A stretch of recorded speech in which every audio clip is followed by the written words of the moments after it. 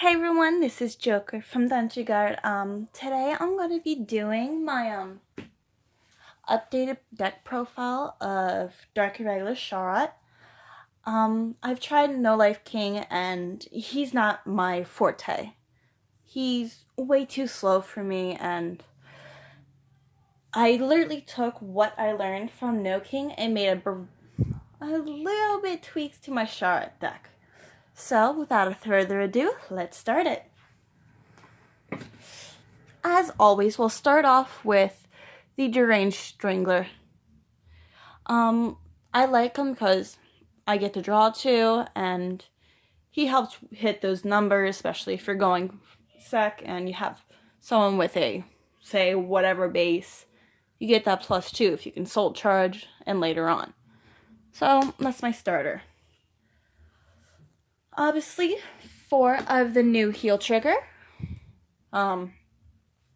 Just because when I have problems, I usually just go for that.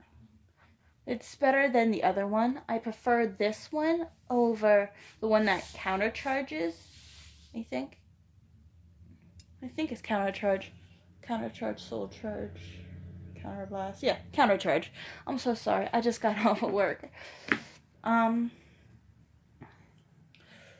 4 crits. I play 2 of each. I just like how it looks and such.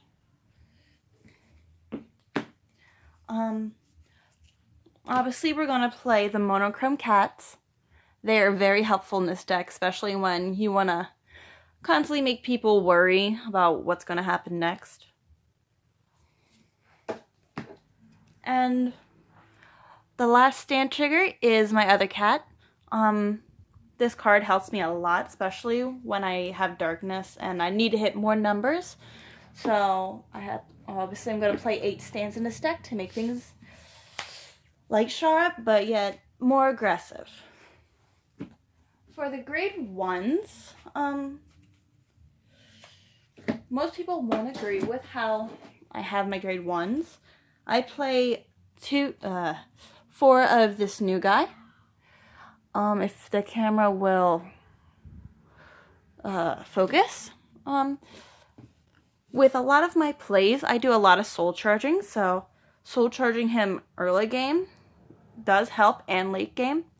So the only thing that hurts him is not having darkness, which hurts the deck a little bit too much, but I enjoy having him in there to get the added 10k boost to it. We're going to have our Were-Tiger Plunderers just for the Sharat and having darkness. And knowing Dark Irregulars, this card helps a lot. So I play him at 2. 4 Stride Enablers, Were-Tiger Jaeger. Most of the time I'll have more than 2 cards with darkness in the soul.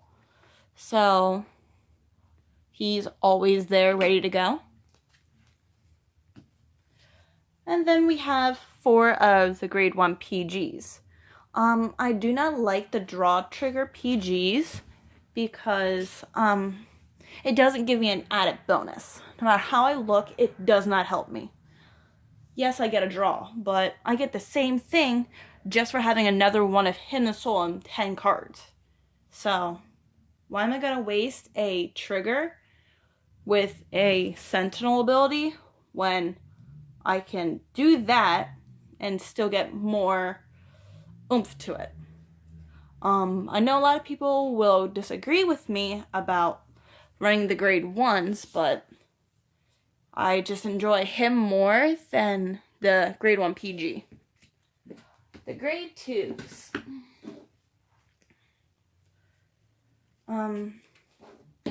For the grade 2s, I play 2 Gwyn the Ripper. Yes, they are OR. I enjoy Gwyn because he retires, which adds more to what Sharat does and blends in. When play Soul Charge 1, then if you have 10 or more cards in your soul, Counterblast 1, choose one of your opponent's rear guards and retire it. So, it doesn't matter really. It just chooses one and retires it. It won't help against anything that has resist, but it helps get cards off the field. For any dark irregular deck, a staple is Baleful Repressor. I have him at 3. I used to have him at 4 in my original Charlotte deck, but I decided to put him down to 3 for Gwyn the Ripper. So he's always going to be at 3 from now on until I find a better card.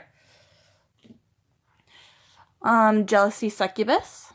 She's good as long as you have a card with darkness on your Vanguard. 9 times out of 10 you will, so she has always helped me in every single match I need for Soul. So I put her at 2 for the new deck, but originally she was at 4.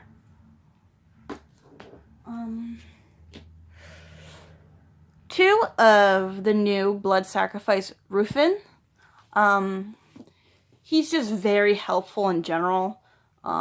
He helped me a lot with my No Life King deck, but to put it simple, he just puts cards from either the damage or the grave and puts them in the soul. And if you have the combo piece, you can put them in the soul, get plus 10k, and you get a counter charge.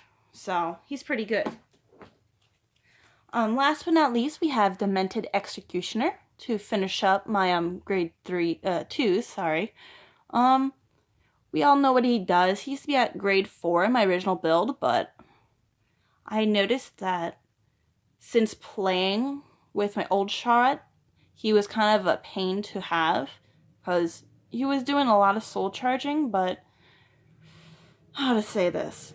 He didn't do what I wanted him to do at the time. Now we have newer cards, we can easily take one out and have the amount of soul charging that you want and plus more. Last but not least, the grades. I run 4 of the lovely Daybreak Charlotte.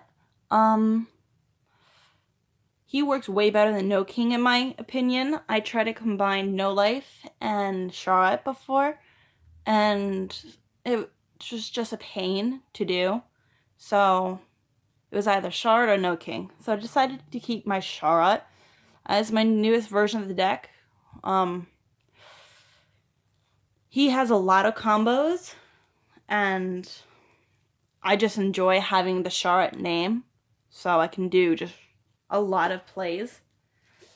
So he's at 4, and the only grade 3 that was kept in from the actual No Life deck was my Glenzin Vampire.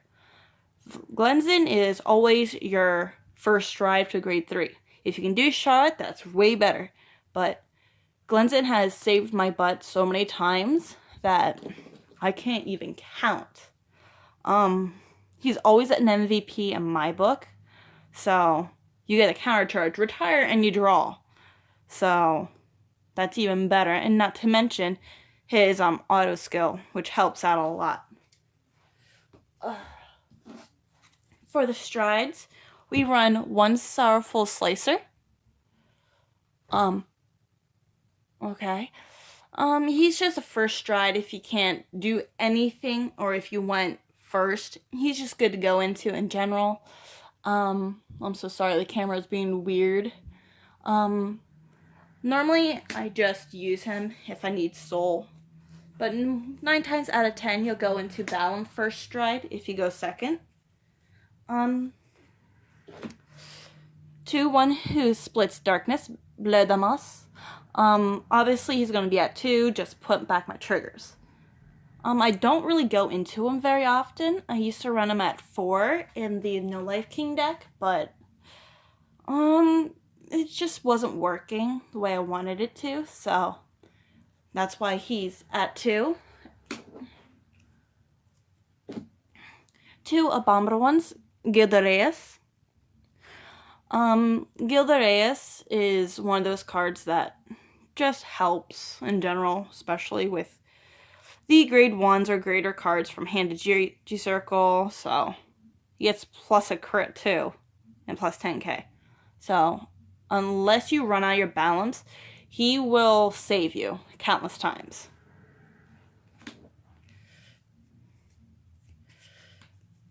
Next, the only card in the deck that truly is at 4 for the strides is Blam. He's self-explanatory. I go into him first and second stride. Normally I get to G guard, so I usually have all my requirements right away to do his continuous. So he will shut down pretty much every deck out there that decides to make me go second.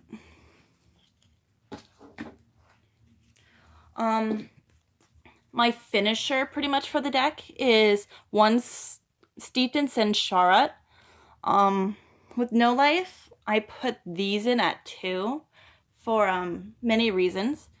1 for Sorrowful to flip 1 up, and 2 if the no life King Loop did not kill the opponent. This will. So, say you have your assassins out and they can't retire them somehow. Alright?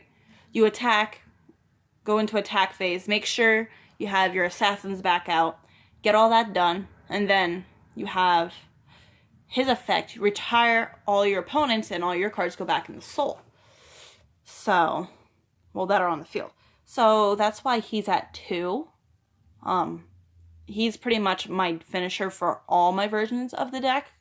At one point, Balam was, but I figured out that he would be a much better option than to sit and just wait for Balam to just kill the opponent. On to the G guards. I play 1 False Darkwing. First G guard pretty much. She helps with the soul, and not to mention with the stand trigger that gets plus 5k if you're on GB1. So, very helpful. If I don't mess up. 1 Juri Nasu. I haven't found myself going into her very much, but she is very helpful to an extent. So, she's just there, just in case I need her. 2, Vincent. Most people don't expect me to run 2 Vincents because of his high cost, apparently. But for the really big numbers that have been coming into the game, he has done so much more to mess with the opponent than, I don't even know, much as a Skull Dragon, pretty much. They're not expecting it, but yet they should. So, he gets pretty high up in the numbers. And of course, 1 Saint Germain. He's really good, especially with the resist. So, we'll say, say if you have a PG and they can break PGs or whatever, you can do a PG, do the cost, then you can call him, and then give that PG resist. And whatever cards. So, he's going to stay at 1 until I find if I need another one in there. So guys, that is my new Sharat Dark Irregulars deck. Rinku and I will be trying to bring out more videos every week. And hopefully at some point in time we will hear your feedback. I'm so sorry. I'm doing actually by myself. So, there's no one else here to help me with the video. So, I will see you guys in a next video, and hopefully, we'll have more deck profiles for you. See you guys later!